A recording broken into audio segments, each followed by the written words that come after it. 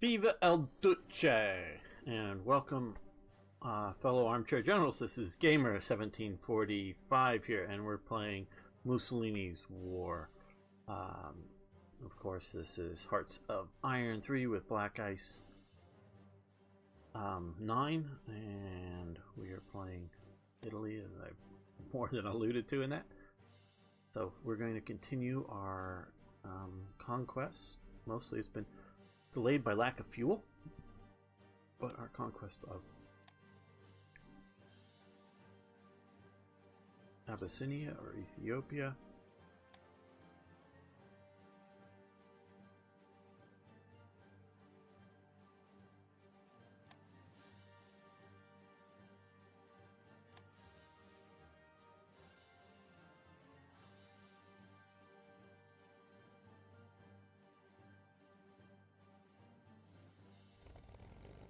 I will honestly say this feels like I'm playing some sort of, we would give them fuel for money.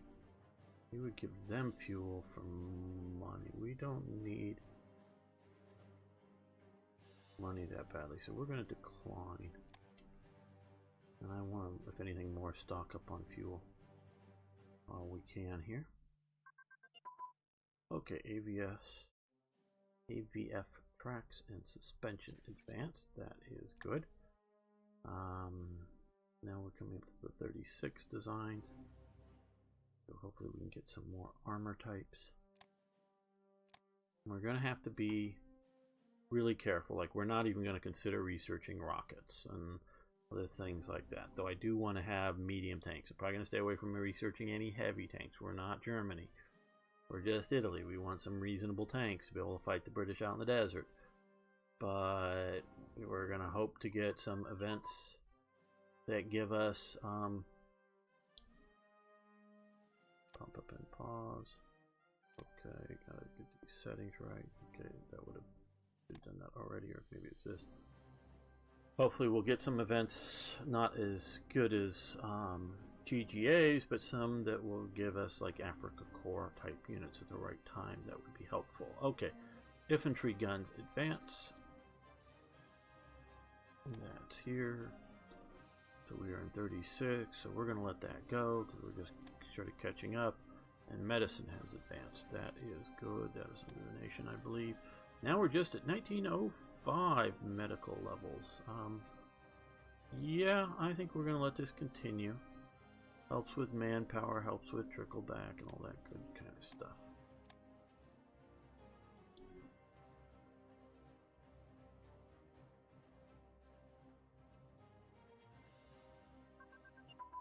Okay, and it looks like we just won here. Anti-tank weapons. I think we're going to let that continue, but let's just check. Yeah, 36. El Duce, Italy has annexed Abyssinia, which is now part of our country. Good.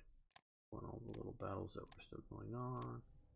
Conquer. Okay, we've enacted 3-year draft instead of service by requirements, and mixed industry because we're no longer at war. Okay. Country is mobilized in peacetime, so what we want to do here is demobilize. I can almost, I've done it a couple of times, but I can say I've almost never done that. Following decision: industry prepares for war. Okay, we want to do that because we're going to prepare for the war, whatever that means.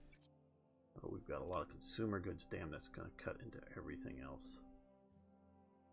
Okay, we're going to let that be. Okay. Damn, that's harsh. I knew that was coming up. Okay, El Duce effect has happened to us. Neutrality, propaganda fail. We've lost the effects of this because we're no longer at war.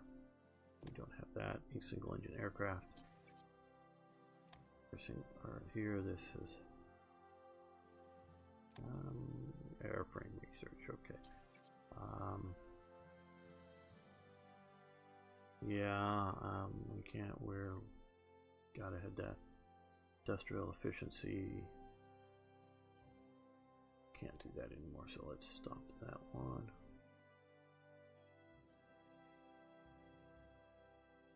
Because we're no longer at war, have that. So counter espionage has happened, but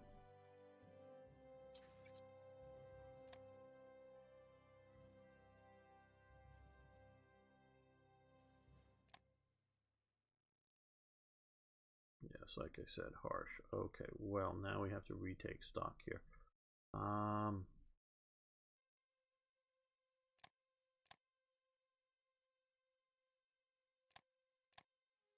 These guys aren't hardly costing us anything. Let's get that over and done with as well. And the 2 ICs, there we go.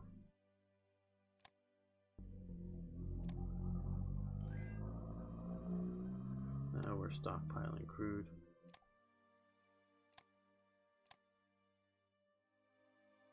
Here we go. Now decline. Okay, infantry support weapons. We're gonna let that go, though we do need to research some of those. Time.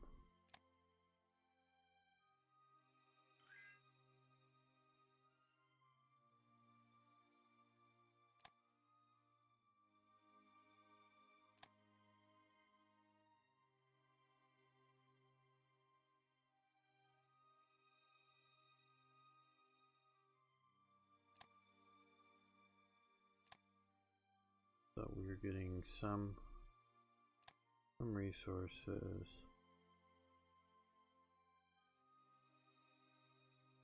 Okay, it'll get up to 3 here eventually. From our conquest, though not much. Alright, take your energy.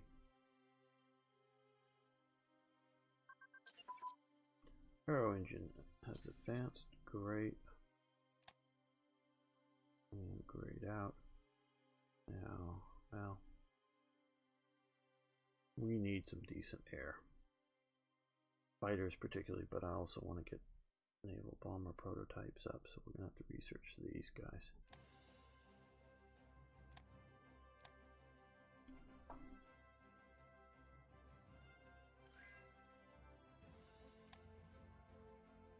Alright.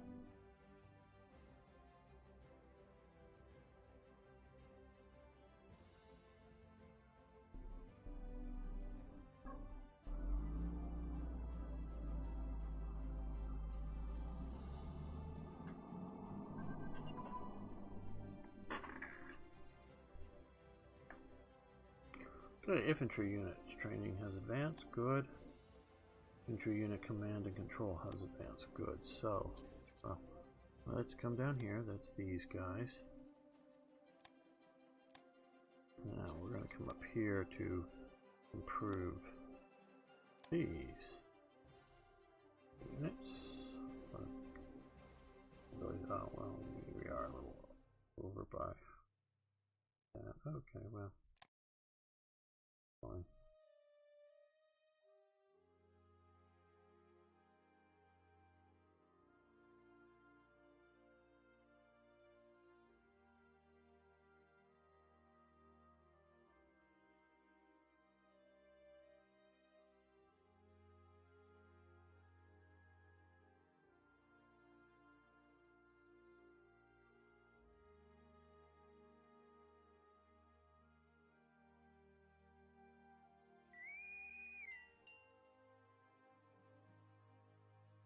Coastal battleships.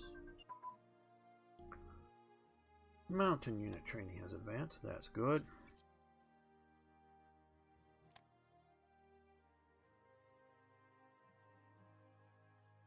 Down here, okay. Cancel.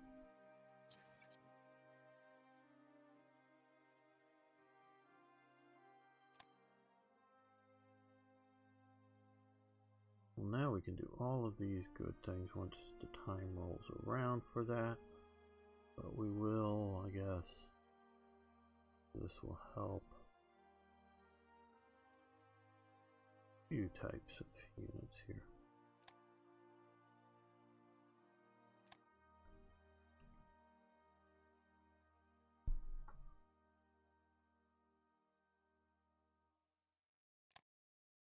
We're going to eventually have to see about Boston and Port-au-Prince type convoys. Well,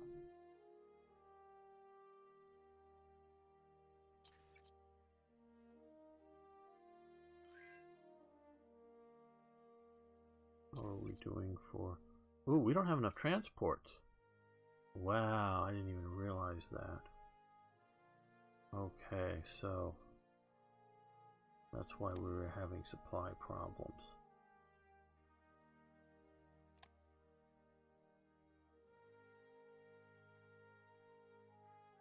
See how much I know about Italy here. Up to the top, up to the top. I would have presumed that we had, you know, a reasonable amount of transports, at least to do some of our basic stuff. Yes, relax, population, the war's over. Yes. Advanced land defense engineering. So that is here. Okay, so we can now build forts and things. Good.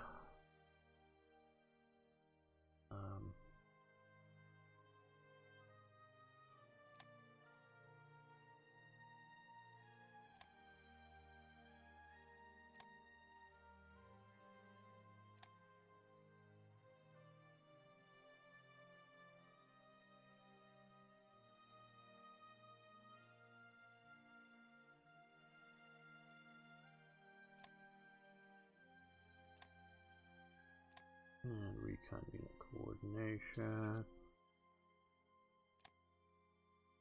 And communication. Good. These two. Okay, yeah, you guys continue to research. I figure you're there. Our blueprints are stolen.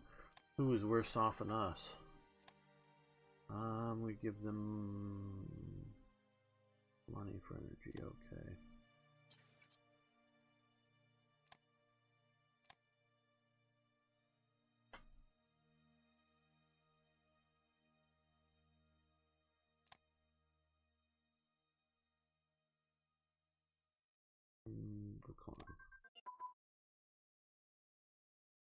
Okay, basic education investment has advanced. Good. I think we're going to let that continue to go. Might as well do it early.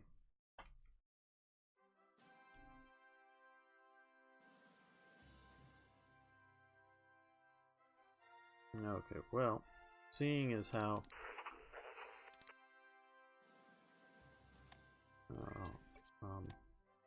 we don't have much transports, let's see about getting some of these units out of here, especially some of the more motorized units. Also realizing that maybe, well, instead of a colonial unit, we may leave that there.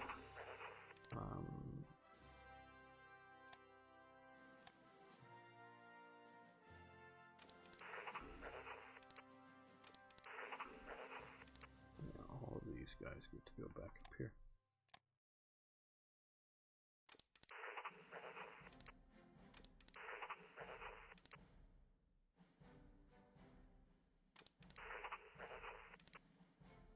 Well, they can stay.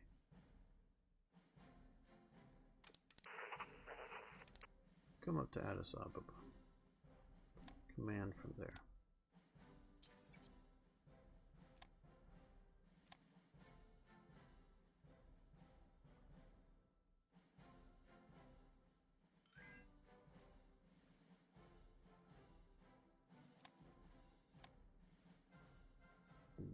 money for energy.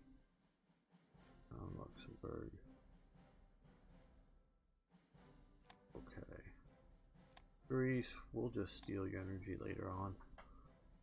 Okay, Great War analysis has advanced. We're figuring out what happened in the last war. Is improving. Good.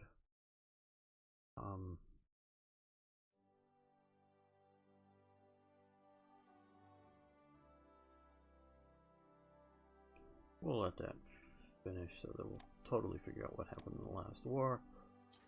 Especially since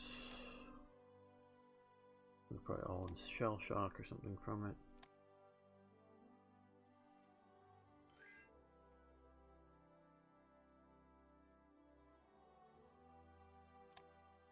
Czechoslovakia, give them money for energy. How are we doing here? Okay. And yes, now that we have an industrial advance, which is good, which will mean we'll need more energy.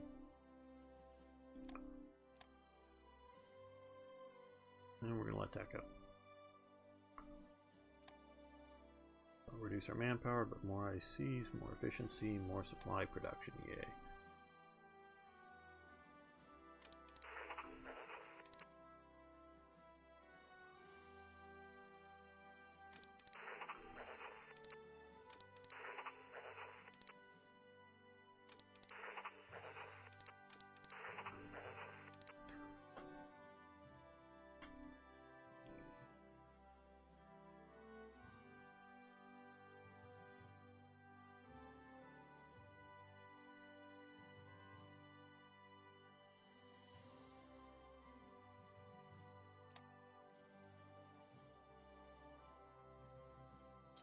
Well, we should also move out the aircraft here because they're taking some supplies and they're not needed down there anymore.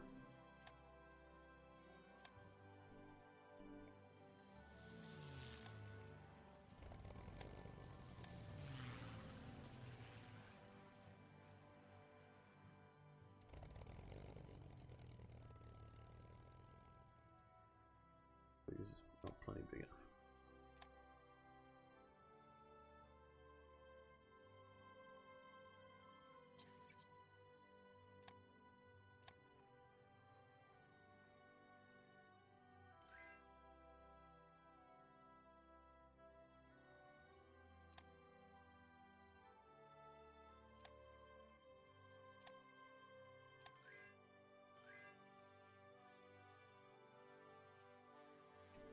Well, okay. Romania, Soviet Union, no thank you. Netherlands, money for, give them money for fuel, no. Alright.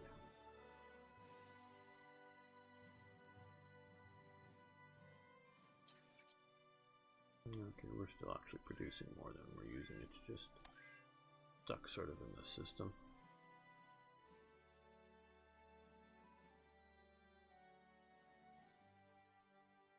What can we deploy here? The other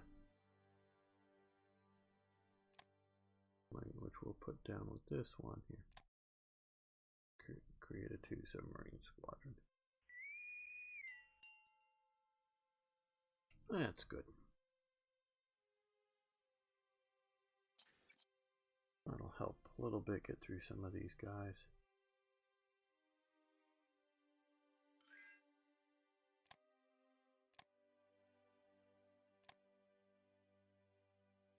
They're having rebellious natives in Tunisia.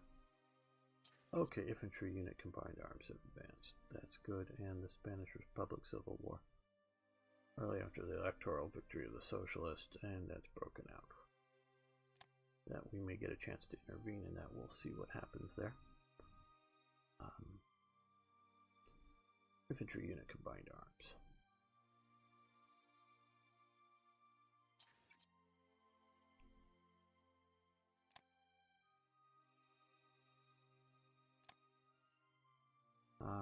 Let's do artillery units.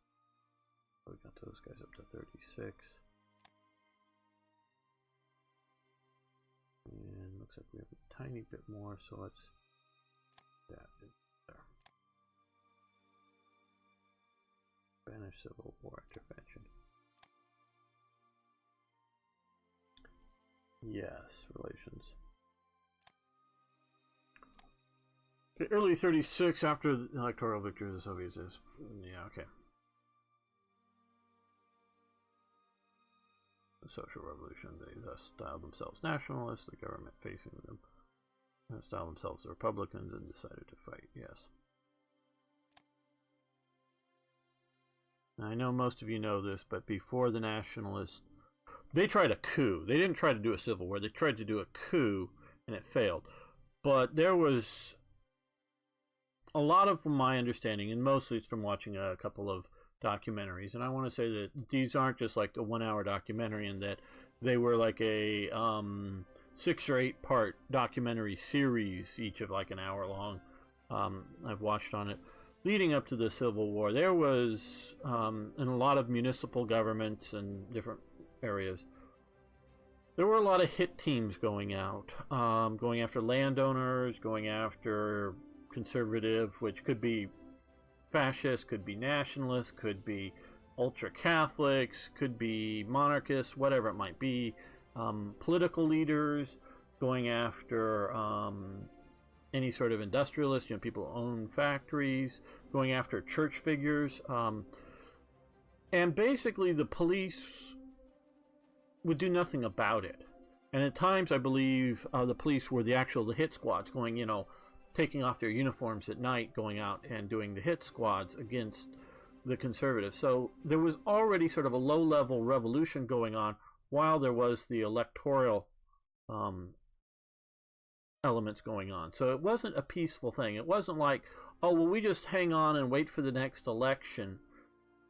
It was, I would say, a violent revolution going on. And I know we have a few people here that watch me, and I really do appreciate everyone who watches me, but the people on the left. But we really know that leftists are generally much more violent. Maybe much more is a bit more violent than the right. The left is violent. When was the last time in America, and I know there's troubles in other nations, and I don't follow them as well. When was their last time a right-winger tried to assassinate a politician in the U.S.? Can you name one? Sort of, kind of, I can. Back in the 1970s, I forget who it was, assassinated Moscone in San Francisco, who was one of the first openly gay political, some comptroller or something in the city of San Francisco. That's the one I can think of. But, hey, we've just had our, within this last year, we just had an assassination attempt against a great many of the conservative senators and state representatives by a Democrat. But the media doesn't want to do it. They just want to call him a kook and want to try to ban guns. No, it was an attempted assassination of multiple political leaders, including the Speaker of the House of Representatives, then the guy who did this stuff, the whip, which is the guy who sort of, gets everybody, makes sure all the votes in line. He's shot, almost dies. This was at the softball game practice that the guy comes out and does an assassination attempt. Oh, and the guy's, big buddies with one of the mayors in like Alexandria, Virginia, or wherever in this area. I mean, good buddies that would have breakfast with him, or lunch or something, daily, literally. Oh, he was a former mayor. He wasn't the current mayor. Yeah, but he was in there. And this guy, he had volunteered on presidential campaigns a long time ago in 2016. Worked for the Democrats. So here he is. He's trying to, maybe the Speaker of the House wasn't there. I forget, but no, he was there, and that's why because they had the security team for him, I think, or whatever it was, that stopped it. But had that security team not been there, we would have had 20 or 30 Republican members of the House and Senate. Both there were people both there. And then, of course, recently, since then, we've had Senator Rand Paul of Kentucky was assaulted, by his neighbor over grass clippings. But if you look up his background, it's all Democratic stuff. And if you look at the neighbors they were like, lived near each other, but they hadn't like talked to each other in years. I mean, you don't always talk to your neighbors often. No, it was a physical assault that broke like 4 ribs, punctured a lung. Leftists are violent people. They just are. And I know the few of you are going out there, how can you call us all that? Well, I do, because you don't freaking condemn it. And then, yeah, maybe one of you or two of you will, I condemn his actions. Well, really?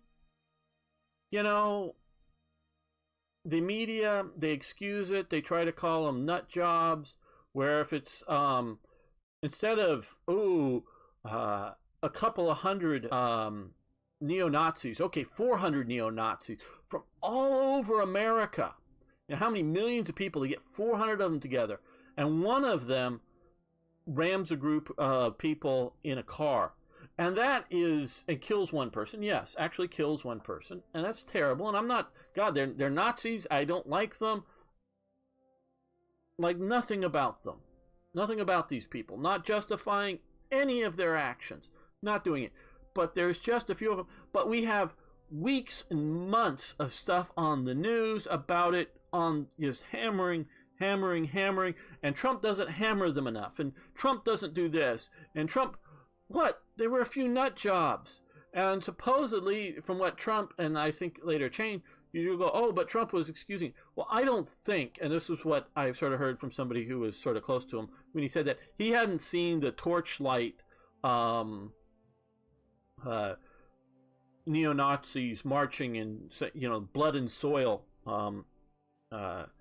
chants that they were doing from the German stuff. I don't think he saw that. What he had seen on the news was the sort of Nazis and the Antifa types battling at each other. He had seen that, and also a bunch of other people.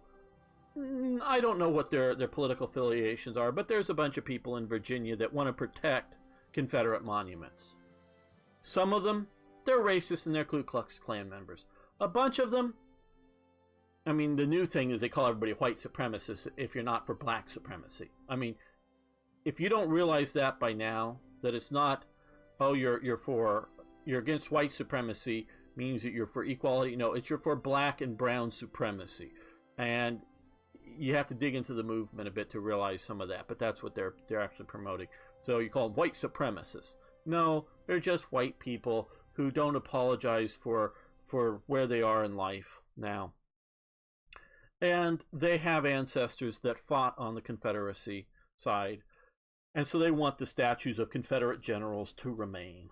And they go, yeah, and most of them, I would say, of the people like in Virginia and wherever, most of them, 95+% or more, think slavery was awful, but it's just something that's in the past.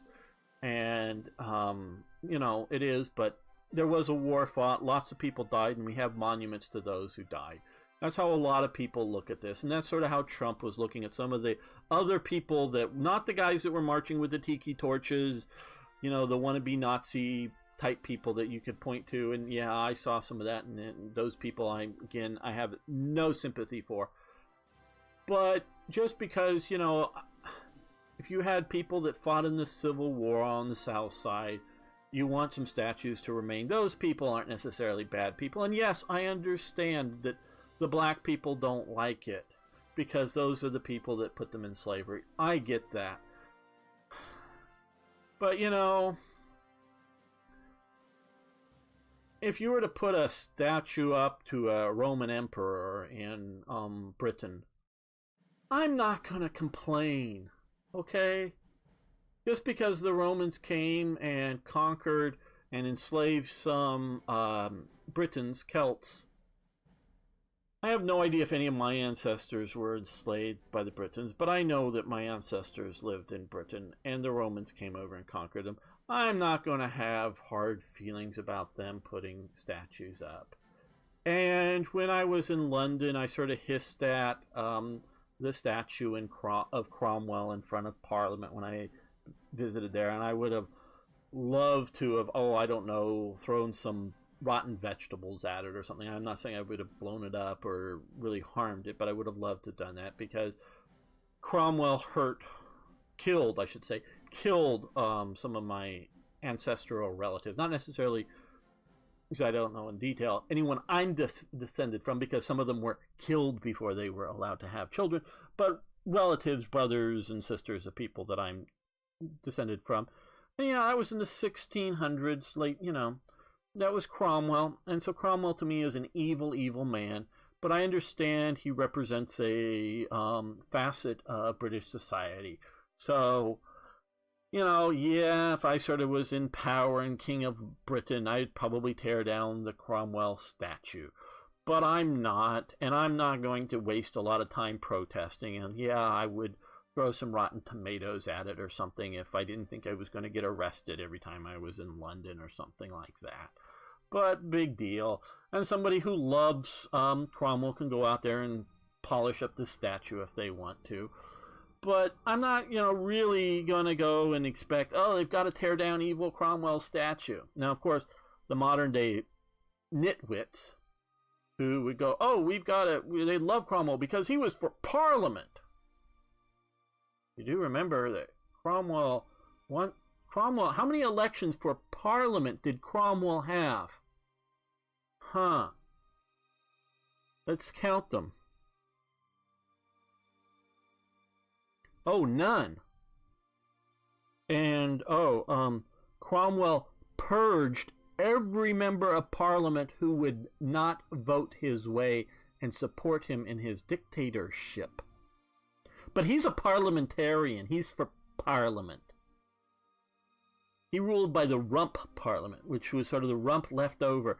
Sure, the king before at times would not call a parliament and would go, okay, you don't like what I'm doing, fine. I'm not going to have a parliament. Okay, I won't raise anybody's taxes. But there are taxes that you didn't need Parliament to have. One of them was a ship tax. Every province on the sea had to pay a ship tax, basically to fund the Navy to protect shipping. So if you were, because presumably each province on the sea was involved to one degree or another with shipping, fishing, whatever, and that's reasonable. Well, one of the moves that King Charles I did in attempts to get more money was, well, every province in Britain gets to pay the ship tax. Because look at Leicester, Derby, they benefit by having a navy too. And we need funds for the state.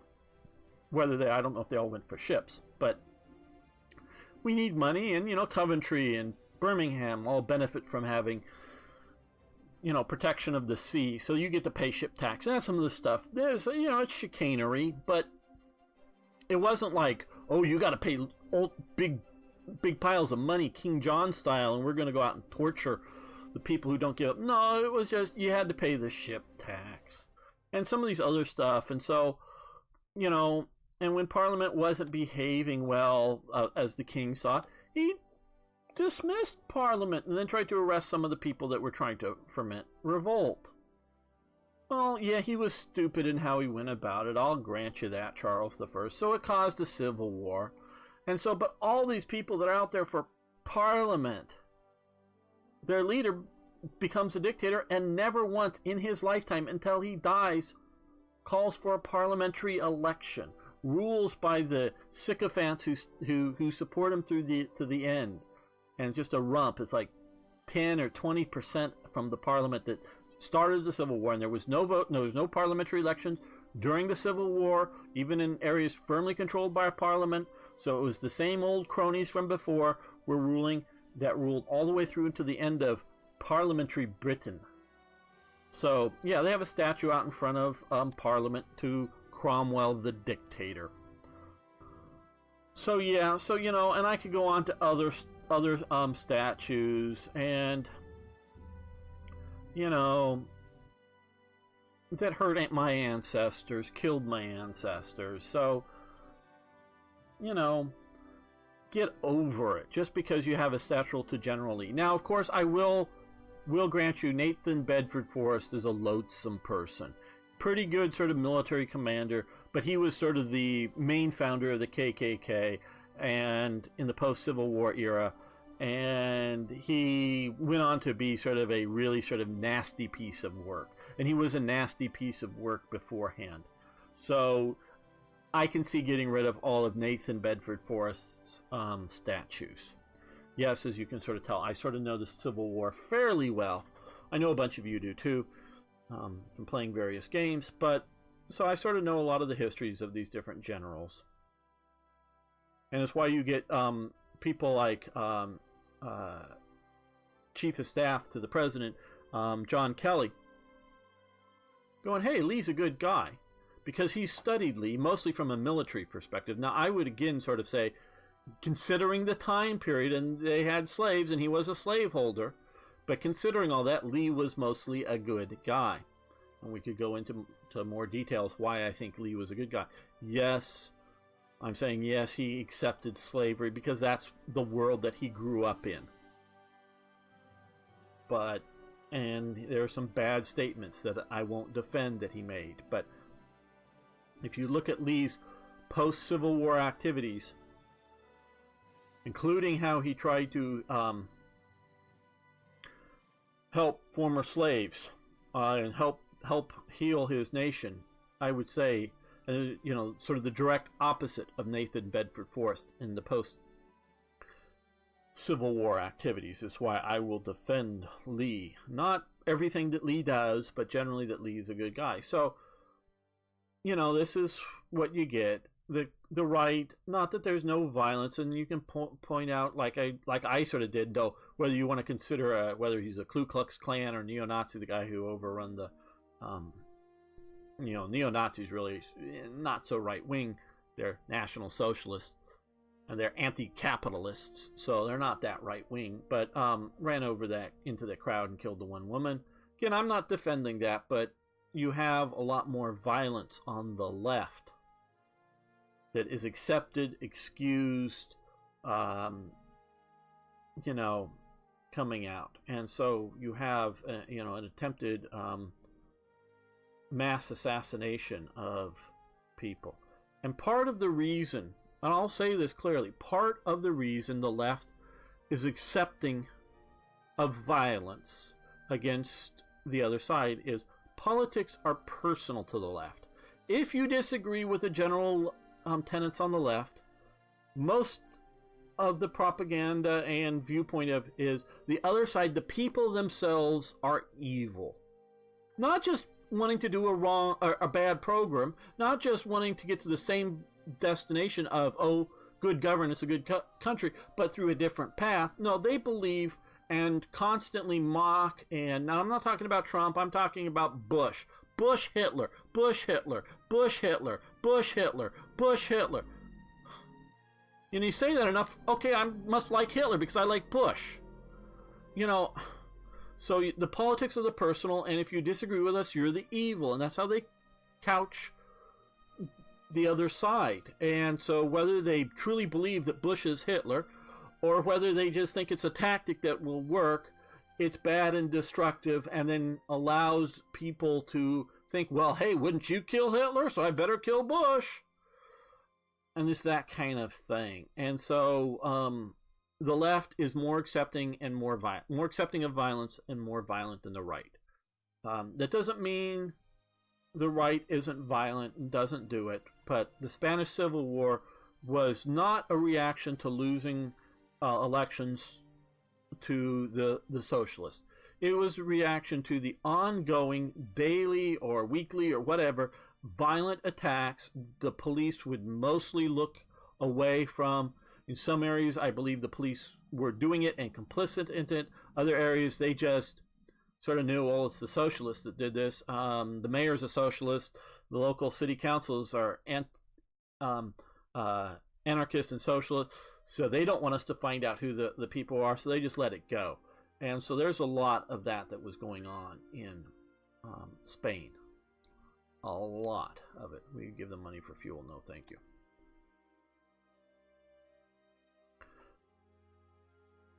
So yeah, so we've intervened.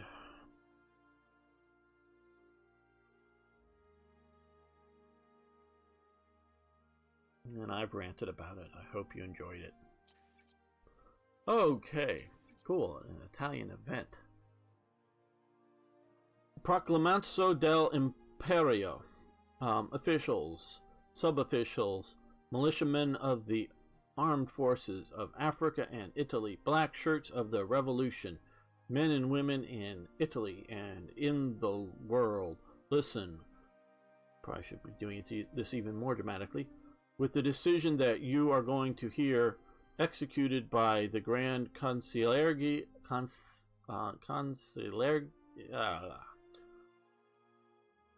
Consigliergo of fascism, a great event has happened. Today, in the 14th year of the fascist era, the destiny of Ethiopia is concluded. We cut with our shining swords every difficulty, and the African victory will last in history of our nation, full of glory, like the legionaries felled and the whom alive who dreamed this moment and fought for it. Italy has finally its empire. Okay, yes. Now, of course, I don't see Mussolini as all that right wing. You got to, because I just talked about his, leftist violence. Mussolini's parents, you got to remember, both of Mussolini's parents were heavily involved in the socialist movement. They were diehard socialists. Mussolini was brought up as a socialist. He is named after Benito Juarez, the president of Mexico. I don't know that Juarez was particularly a socialist, but he was generally considered a leftist president and a hero to the left. I don't have bad feelings about Benito Juarez, but he failed in running Mexico. He sort of, in many ways, tried to, these mannerisms and style, to imitate Abraham Lincoln. I don't know the politics in detail, but he was unable to, he was an idealist. He was unable to control and deal with all the chaos in Mexico.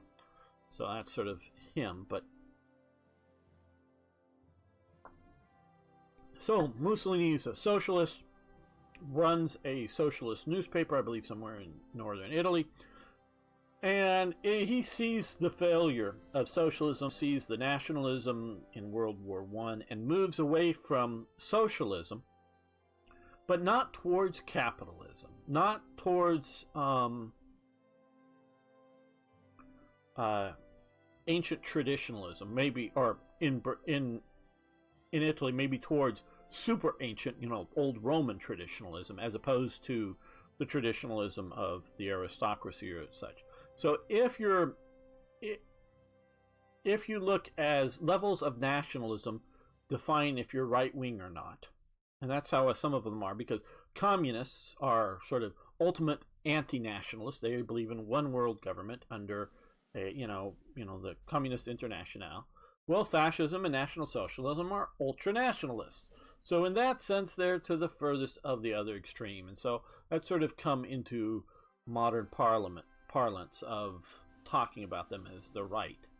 So as ultra-nationalists, they are more of the right than the left, for sure. But they're not conservatives. They're anti-conservatives.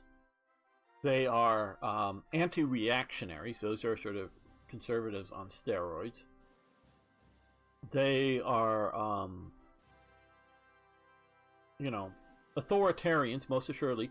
But socialists are often authoritarians, and communists are very much authoritarians. So they believe in the state and the benefits of the state. So they're both authoritarians. So you can sort of see Mussolini was not anti-religion, at least by the time he gets in power. I don't know if he was anti-religious or anti-religion. Now, there's people that believe in God, and then there's people that support the church. There's sort of the two things.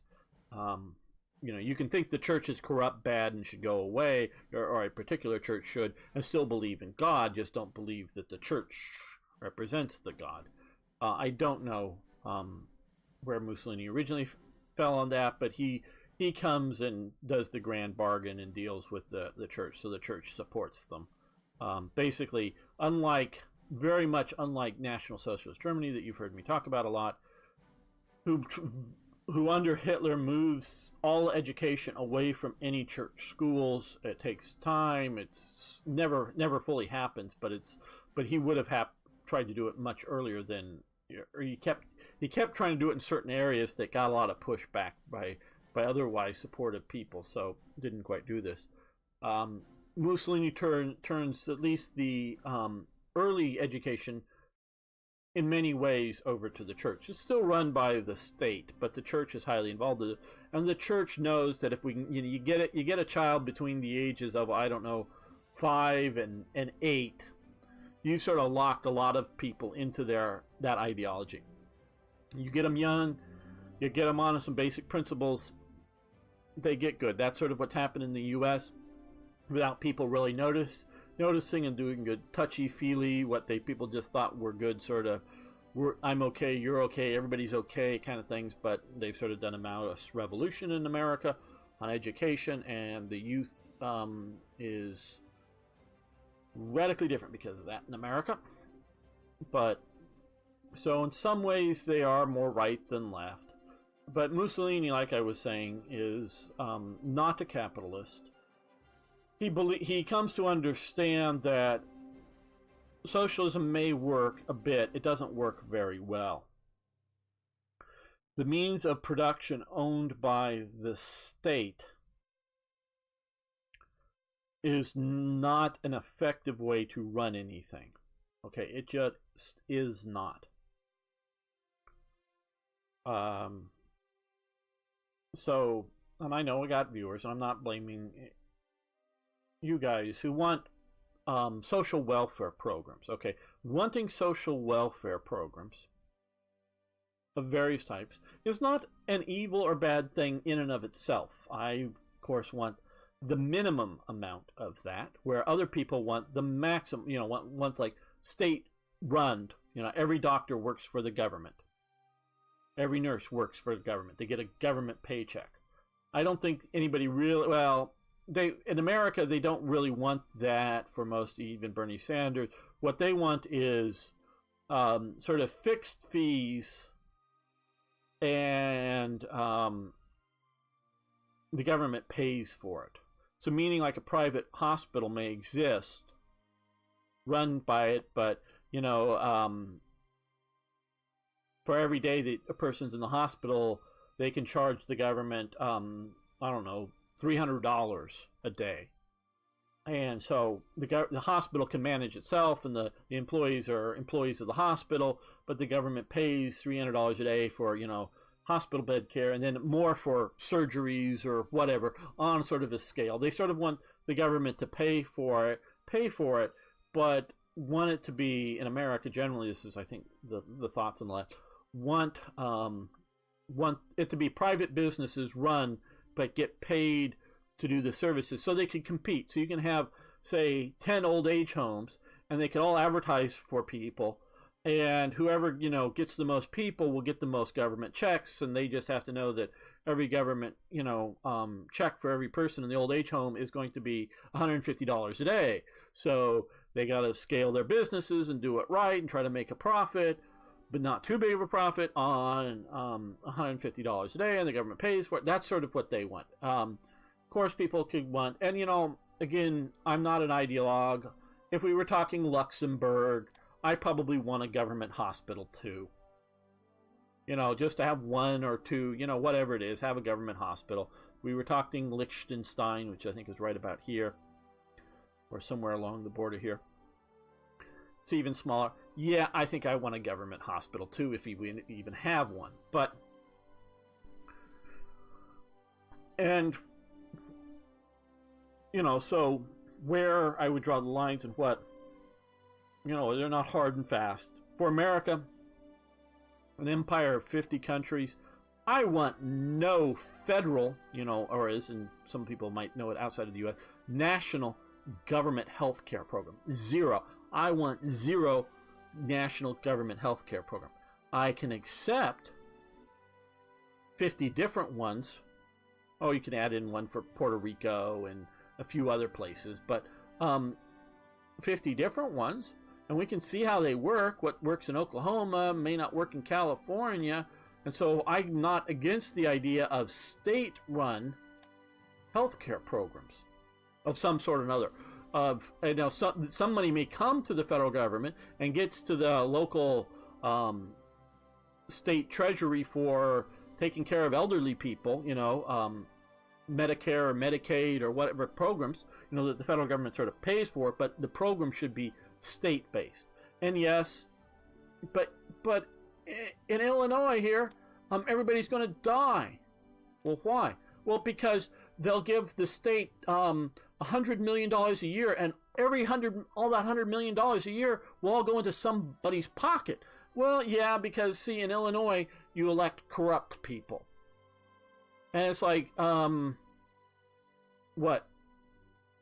Half or more of the governors, literally half or more of the governors of Illinois have done prison time either during or after them becoming, because, either they get charged after they leave the office or when they're in office for crimes and they go to prison.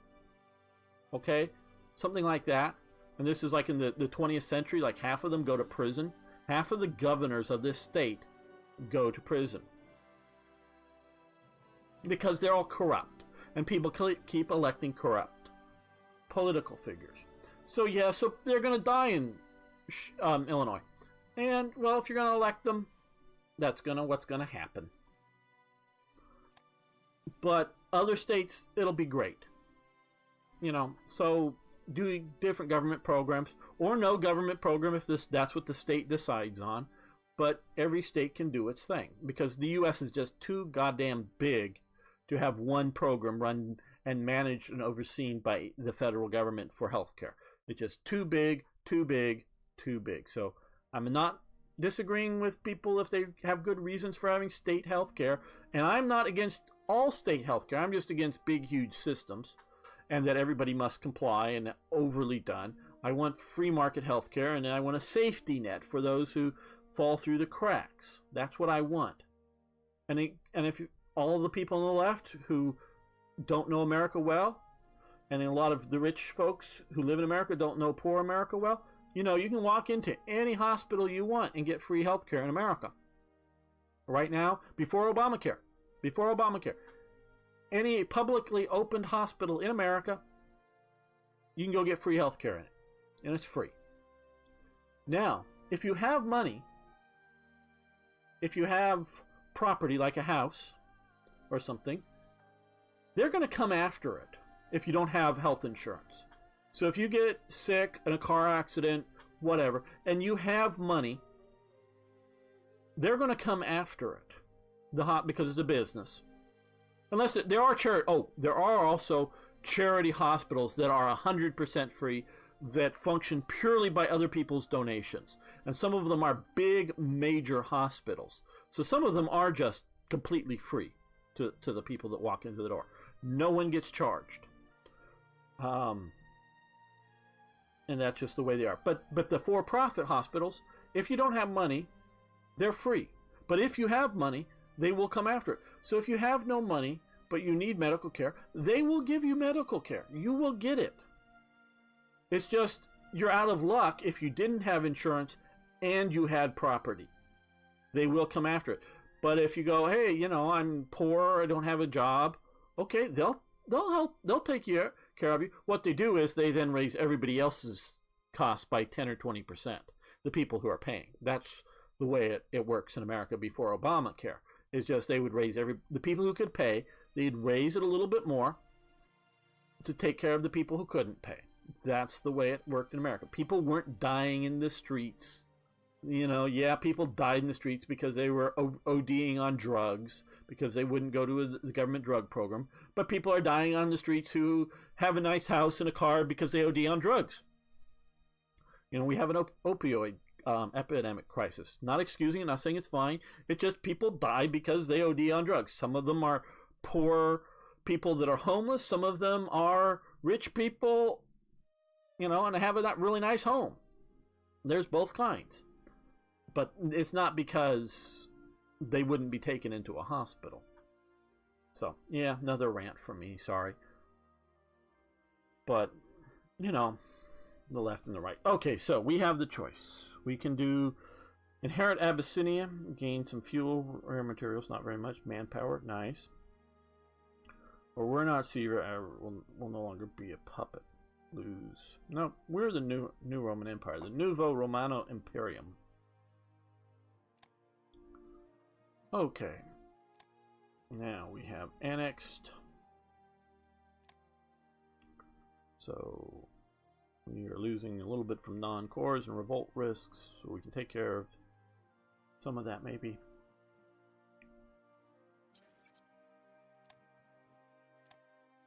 And at that point, after enough rants and raves, we're going to end this episode. I want to thank you all for watching. I want to thank you for liking the videos if you would.